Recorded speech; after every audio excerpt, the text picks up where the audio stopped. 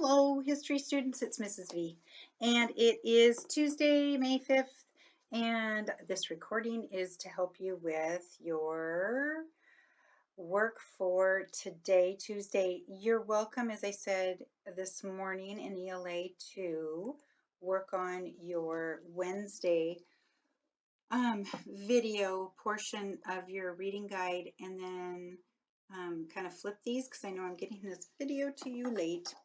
I'm going to fill in half of these blanks for you because it is late, but I still hope that you watch the video because there's some important explanation that I'm going to provide. So in this recording, I'm going to review the week's assignments and then help you with the what it was assigned for Tuesday on your reading guide. Okay, so grab your reading guide and off we go. So overview of the week, we have yesterday there was a video short overview of the Vietnam War, which is our topic for the week. And the Vietnam War is covered in our chapter 9, the time period after World War II. So there are a couple pages 201 to 203 that are in the book. Okay, and you want to use that information to help you on yesterday's assignment, which was to answer questions 1, 2, and 3 on your reading guide. Okay, let me pull up the reading guide. And there it is. Okay, so I'm talking about these here. All right. So they're right there type questions that come from the history book, pages 201 to 203. This is the video that gives you some background on the Vietnam War, because whenever we learn something new, that new information has to connect to something we already know, right? And so for some of you, you may not know a whole lot about the Vietnam War, and so this gives you some frame of reference, that video does, okay? All right, I'm going to scroll up here for a minute and just come back to the broader topic of Chapter 9, Issues and Controversies. So this is after World War II. What were some issues and controversies in our state? And controversies, if I highlight this in Microsoft Word and use my little right click, I can go to synonyms. Disagreements, arguments, debates. I love this. Hullabaloos. So the Vietnam War and the people who fled from Vietnam after the war, the refugees who were seeking help and safety, are our topic for this week. Okay, and so a couple questions to be thinking about that were questions people debated. What does it mean to support your country? So in past armed conflicts, wars that the United States and Washingtonians had been involved in, when the country went to war, it was very patriotic to, for young men to join the military. In the 1960s, we were living in a different time period, and this war itself was different to a lot of Americans. And there were many Americans who questioned whether or not they supported the war, and should they send their beloved sons to go fight in this war. So questions for you to talk about with your family. What does it mean to be patriotic, to love your country? The people who protested the war, were they being patriotic? So those are important questions to talk about with your family. It's part of what made this time period very controversial. Should Washington State take in thousands of Vietnamese refugees who had fought alongside American troops, supporting Americans and Americans supporting them? But when the U.S. military left and the North Vietnamese took over the South and these folks were considered enemies, should the United States and Washington State be a place of refuge for those people? That's another relevant question for today, even though this was in the 1970s, this particular part. So that's a topic that you'll see in the video tomorrow, but just want to have you be thinking about those important questions. Okay, so this gives you some background to the Vietnam War from our history book's perspective. I'm going to scroll down to this section, and I'm going to go ahead and fill in some of these for you because you're getting this video late. But please come to help sessions if you would like to talk about this further, have questions, have additional resources you want to share. I miss seeing you guys for history all together. Okay, so you've got your reading guide hopefully now, and we're going to go through the notes there. Tomorrow, watch that video about a pretty cool story about Governor Dan Evans of Washington State and this little boy. Okay. And then on Thursday, we will have History Jeopardy, where we go over all the answers. And you can come to History Jeopardy even if you don't know all the answers. That's why we're there, to help figure them out. Okay. And have fun. And then on Friday, the quiz will be due by the end of the day. And there is a crossword puzzle I will send out here with this video that is optional. And you will use the words from these red line blanks. Okay? All right. With no further ado, let us commence. So make sure you've got your reading guide and you're ready to fill in. And here we go. So I just wanted to share from a personal note, very briefly, the Vietnam War and the time period after is very near and dear to my heart. I had the opportunity twice to take students, middle school students, to see this wall. It's in Washington, D.C., and it contains the names of over 58,000 Americans who lost their lives in the Vietnam War. Our own state has a listing of those who lost lives in this conflict. There were many people who came home from the war forever changed. I think about the tiger's whisker, the story we read first semester about the woman whose husband came back from war and was never the same. So, you know, this is a real important topic that our Vietnam War vets are still with us, many of them. And you may have family members who served or who were affected by this conflict. And I hope you get their stories because it's an important part of our national history, state history, and for many of you, your family history. My own father was a young pilot during the Vietnam War. He flew cargo planes from 1962 to 1966, right before he retired from the military, right after, or excuse me, right before I was born. And so I remember the emotions of that time period. One of the reasons this particular war, the Vietnam War, was so controversial was the way in which people were sent to go fight. And so a third of American troops who went and fought in Vietnam did not voluntarily go. They were selected through what's called the draft. And what that means is that, and this is still a law, that all young men at age 18 are required to register for selective service or the draft. And the government at any time can institute the draft if it feels the need. Since Vietnam, the draft has not been used again, but it could. And deferments were ways people were excused from service. So if you were drafted and you were attending college, you could get a deferment. If you didn't pass your physical exam, you could get a deferment, meaning being excused.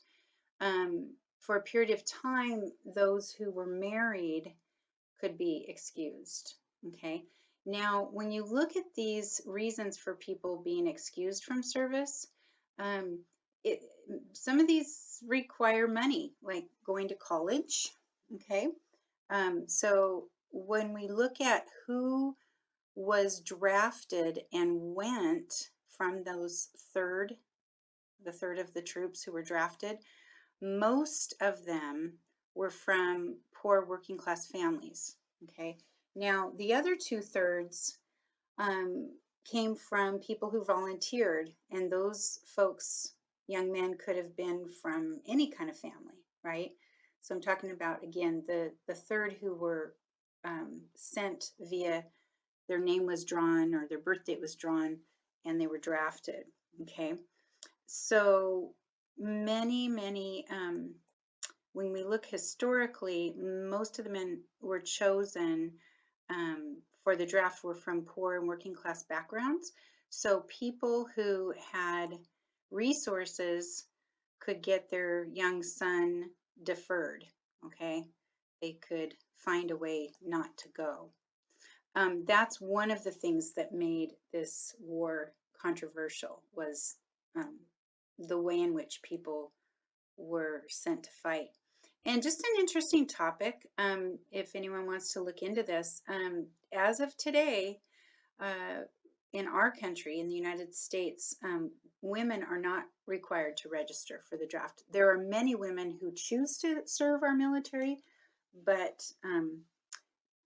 at 18, age 18, it's only young men who are required to register for the draft in the case of the military calling up troops in this using this format. So other countries, there are countries where it's mandatory that men and women sign up. So I'm going to go past these, but there's some interesting conversations you could have again with family. So these are the notes you're going to fill in, and I'm going to walk you through them. So first of all, I want to give you a little background. Chapter 8, where we left off before Chapter 9 in our history book, was World War II, right? And so World War II ended in 1945, but as soon as World War II, the peace treaty was signed, the United States already had a new enemy, and that was the Soviet Union. Joseph Stalin was the dictator, and he had been one of our allies, one of our partners in World War II when we had the shared enemy, Germany. Remember, the enemy of my enemy is my friend. So, but after Germany was defeated in World War II in 1945, back to this month in May of 1945, Joseph Stalin became kind of um, the new enemy. So this ensued a 40-year time period called the Cold War. And the Cold War was a war of words, a war of ideas, a war of culture and philosophy, and between the United States and the Soviet Union. And fortunately for the world, the United States and the Soviet Union never went to war directly against each other. And I say fortunately because one of the things that was going on after 1945 is both countries were kind of amassing weapons of mass destruction, like nuclear weapons. So there was a lot of threatening that went on. And if your parents grew up during the Cold War era, like I did, they probably remember that. But we did fight against Soviet supplied troops in different parts of the world that you see on this map with the little red hot spots. And one of those was Vietnam. Okay. And so the North Vietnamese were supported by the Soviet Union and China, and the South Vietnamese were supported by the United States. So this would be an example of a Cold War war, basically, right? So little this is like embarrassingly simple, but for the sake of our lesson today, I have to keep it simple. Why was the United States so vehemently against the Soviet Union? Part of it had to do with the economic and political system the Soviet Union and China and a few other countries had at that time, which was communism. Okay. And so in a communist country, um, the economics of the country, meaning how people, the distribution of wealth and how people work and make money or don't make money, is more controlled centrally by the government. Okay. So in the United States, we have elements of our country that are controlled by the government, like the US postal system, like the military. Um, but in a communist country, there isn't any private enterprise or private um, business. Okay, that's in its purest form. All right. So the government owns the land and factories and machineries, and in theory, everyone in a communist country is supposed to be sharing and having enough. Now, because of human greed, it doesn't work out that way, but this was a huge threat to many Americans, this idea of taking away our personal rights and having um, a powerful government centrally located that controlled the lives of Americans was frightening.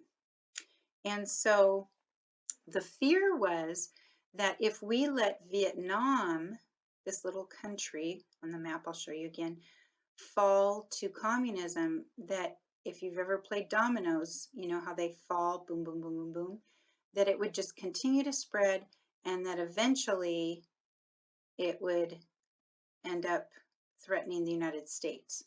And so you'll hear that if you watch movies during that time period, people were afraid that the communists were going to infiltrate the United States. And so this fear of communism spreading is what many Americans initially believed the reason we went to Vietnam was to stop the spread of communism. Okay. So if you look at this country here, right here, it's a green long one. Today it's all one country, but it was not always that way. It was split in half, the North being supported again by communist countries, Soviet Union mainly and China, and the South was supported by non-communist countries, including the United States and France. And the poor people who were just trying to do their daily life were caught in the crossfire of all of that. Okay, so here we go. This is where you want to be ding, ding, ding, grabbing your pen, pencil, typing fingers to fill in your blanks. Okay, so Vietnam was a civil war. Super important you understand. So here's again the picture today. But back then, the red part, the red half, was supported by, again, the communist countries of Soviet Union and China. The South had a leader who was supported by the United States.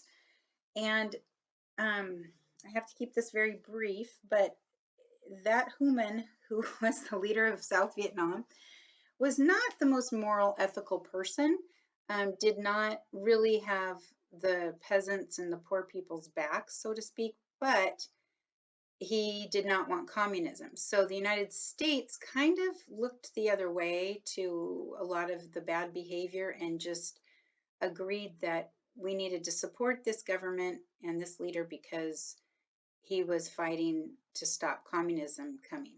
Okay. So it's not like this was all the good guys and this was all the bad guys. All right. Remembering bias in history here. So it was a civil war. And when you think about the Vietnamese people, they're all the same ethnicity. All right. That's important. I want you to remember that. Okay, so it was fought between the North and the South, and the North, as I mentioned, was supported by communist countries, so fill that in, and the South had been supported by anti-communist countries, primarily the United States and the French before them. So when I took a Vietnam history class in college, it was a semester-long class. So instead of a week, I spent a whole semester. We learned some fascinating history of Vietnam. And one of the things that I just was blown away by was this little country for thousands of years was invaded by foreign uh, peoples. And in every case, the people of Vietnam booted those foreign invaders out. It wasn't always easy, but after enough time passed, in some cases 100 years, the peasants, the people, were able to maintain their independence from that foreign invader. So when I had the opportunity to study the fact that France had gone in the 1950s and fought a very similar war to the one the United States goes in 10 years later in the 1960s and fight, it raised a lot of questions for me, like, why were we not learning from history? Um, and again, I'm making something a little bit simple that's not so simple, but this is a great example of why learning the history of the people and what has happened is so, so, so important. Okay, so your next group of bullets. Vietnam was home to some of the world's earliest civilizations and societies, making it a country with one of the world's first people who practiced agriculture. They were amazing and are still amazing farmers. It was a largely agrarian society, um, agriculture, agriculture and farming. See how green it is? It's tropical. It's also a country full of natural resources, which made it desirable to people from other nations, which is why it was invaded so often. Um, its unique geography made it difficult to attack because if you look at these mountains and jungles, it's hard to run conventional warfare um, like tanks through there, like we saw in World War I and World War II. The country's mountainous and tropical with many jungles. The North Vietnamese had what we call home court advantage. So if you think about basketball, and you've all at least probably seen a basketball game, if not maybe even played in one, if you are at your home court where your home fans come and it's the court you practice on, you know how the court feels under your feet and what it's like to, you know, make a basket and all of that, and you've got your fans there. Versus when you play an away game, it's more difficult because the stadium or the gym is full of opposing fans, and maybe the court is a weird color or has a glare. So this is an idiom, what we call an ELA. It's not meant to be literal. Home court advantage means that the North Vietnamese, compared to the Americans who came in to help the South Vietnamese fight, then their enemy, the North Vietnamese, had home court advantage. They knew the terrain, they knew the country. The Americans did not. And I'll show you an example of that in a minute. Before the United States sent troops to South Vietnam, many other countries had occupied and tried to rule the country. As I mentioned, China, France, Japan. Over time, each invading force had been defeated. So again, amazingly strong people defending their own country for thousands of years. And remember, strength isn't just military, it's intelligence, that knowledge is power that we've talked about. So the jungles of Vietnam proved to be a very difficult place to fight. So fill in your blank. And if you need to pause the video, you can. Because this was a civil war in Vietnam, it was also very difficult for American servicemen to determine who was the enemy, because again, we have people from the north and the south, but they're of the same ethnicity, of the same country. So if you're out patrolling in the jungle and you see a Vietnamese person, how would you know if that person is supporting the north or the south? And what that does to people over time to live in fear and not know who the enemy is, it was very, very difficult. Um, Most soldiers did not wear uniforms, unlike previous wars like World War II, World War I. You could identify the enemy. Therefore, how would you know who you're fighting? The other big home court advantage that the North Vietnamese had over the Americans helping the South was this guerrilla-style warfare. And it's not guerrilla spelled Gorilla, not, there weren't gorillas like the animal. It's spelled differently, and it is a different style of warfare where you do not engage the enemy face to face or in a conventional war type situation. It's booby traps and being ambushed. And I'm going to show you a really fascinating example of this. It made it psychologically and physically very difficult for American troops. So my dad had a story that I found fascinating where he would fly cargo planes in to Vietnam, and he was there at the beginning of when the conflict was really kind of escalating. And again, as I mentioned, he retired or left the military right before I was born. So I only know these stories because around the dinner table when I was in high school learning about the Vietnam War in my US history class, we would talk about it. So he flew cargo planes in, and let's pretend this is a landing strip here. The guys on the ground would go patrol and they would secure the landing strip to make sure, it was safe. And once his plane was getting close to landing, or once it landed, they would get ambushed sometimes, and they couldn't figure out why. Well, one of the strips they were landing on was built on top of one of these tunnel systems. Now, these tunnel systems are one example of this home court advantage I'm referring to. So throughout Vietnam, for hundreds of years, these tunnels, the people built these tunnels to keep out foreign invaders. And they had operating rooms and sleeping quarters. It's almost like, looks like an ant. What do you call those? Anyway, it's amazing. This is that knowledge is power thing here. Eventually, the U.S. military got wise to this, and there would be American servicemen who got the awful job of going down into these tunnels. Anyway, I had to read a book about it. It was kind of creepy. But the whole tunnel system is an example of this home court advantage. So,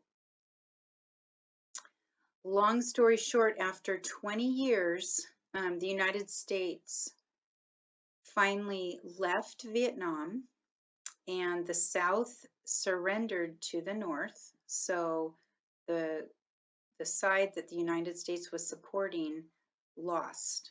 Okay. And so soon the country became officially unified as a Socialist Republic of Vietnam, which is what it still is today. It became a communist country, and from a U.S. perspective, the United States had lost a war, which in U.S. history had not happened.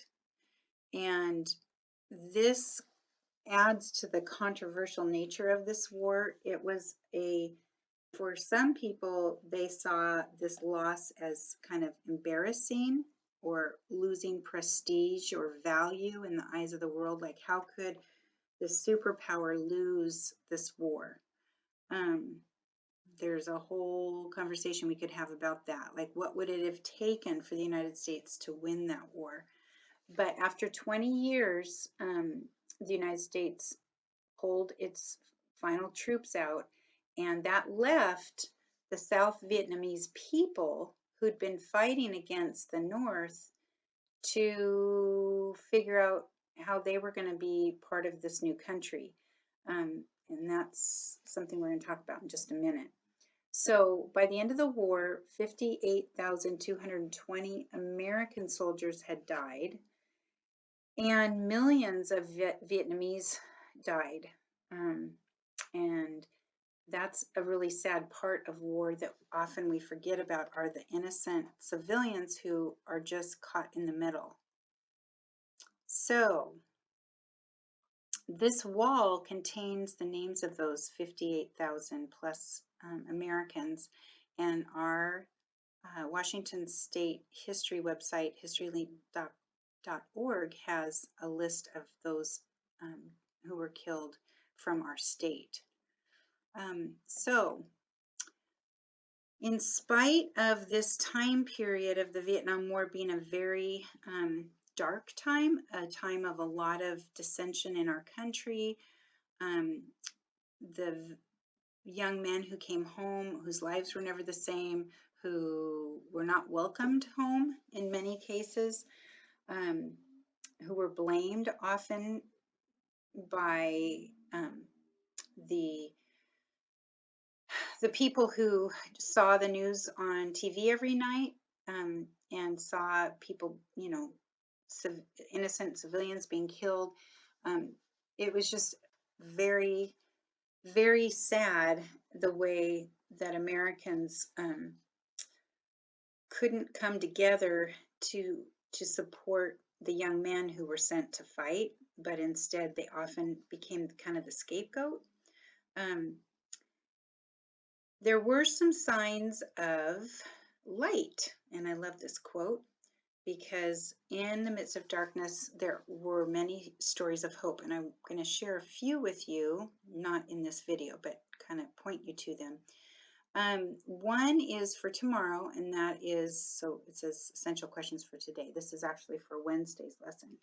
A refugee is someone who is forced to flee their homeland because of being in danger. And how did Washington State specifically help those people? You're going to learn about tomorrow in this video. Okay. This video here is also very powerful. It's not required watching, but this is a story of a Vietnam War veteran, an American who goes back to Vietnam and meets up with the Vietnamese, a Vietnamese man who was in a battle with him on the other side. And it's another story of hope, of how people can be enemies and yet come together and forgive each other, basically. Pretty cool. There's also a couple videos about the memorials, so you can check those out. But tomorrow, I want you to watch this video about one family who left Vietnam because they were in danger after the war, and how they were welcomed to our state. So in the school where I taught, this will be my final little aha here, or story, Mr. Dang was our custodian, and he was one of my best friends at school. And he was one of these boat people. He and his wife had supported the South, and so when the U.S. left, they were in danger, and they left by boat with all of their belongings and money he'd saved, and all of it was lost. They were robbed basically by pirates, real life pirates, and basically had a journey similar to the one you're going to hear about in the video tomorrow. Made it to the United States, and he today has a beautiful yard and koi pond, and his son graduated from college, and I'll never forget when he earned his U.S. citizenship, when Mr. Dang did. It was a really cool day at our school. But so you may know someone who has had a similar life story. Talk to your family. These are important parts of what makes the American story so fascinating. So anyway, these are some slides that relate to tomorrow's lesson. So you will learn about this little girl who came with her family, left Vietnam, went to Guam, went to the United States, to California, and learn why they left California and came to Washington. So take your time, and hopefully you were able to fill in all your notes for today, giving you the background to Vietnam and what made it so controversial. Hopefully we can learn from the lessons um, in the Vietnam War and what happened afterward as we look forward to challenges we face together as Washingtonians, as Americans. So let me know if you have any questions. Help session tomorrow at noon, and History Jeopardy Thursday at noon. No, Thursday at 1 and Friday at noon. So check your Class Connect schedule and let me know if I can help. You guys are awesome, and I will look forward to seeing you at help sessions or in class on Thursday. Bye.